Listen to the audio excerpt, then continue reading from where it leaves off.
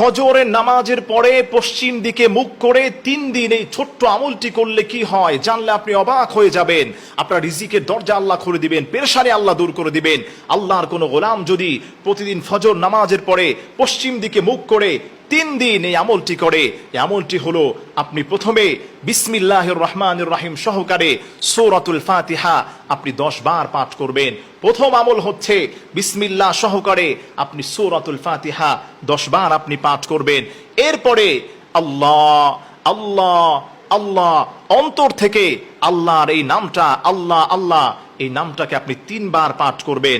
এরপরে আপনি সর্বশেষ ইয়া রাজ্জাকু ইয়া রাজ্জাকু ইয়া রাজ্জাকু আল্লাহর এই খাস নামটি, হে সম্মানের রিজিক দাতা, এই নামটাকে আপনি 100 বার পাঠ করবেন।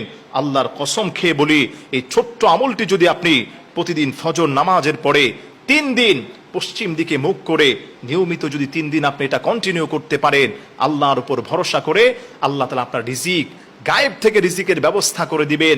ওমাইয়াত্তাকিল্লাহ ইয়াজআল লাহু মাখরাজা, আল্লাহ তাআলা আপনার পথগুলোকে সহজ করে দিবেন। আল্লাহ সুবহানাহু ওয়া তাআলা আপনার মনের আশা আকাঙ্ক্ষাগুলোকে আল্লাহ পূর্ণ করে দিবেন। চাকরি নাই, আল্লাহর কাছে বলেন, আল্লাহ আপনার চাকরির ব্যবস্থা করে দিবেন। মেয়েটার বিয়ে দিতে পারছেন না, আল্লাহর কাছে আপনি বলেন, আল্লাহ মেয়ের বিয়ের ব্যবস্থা করে দিবেন।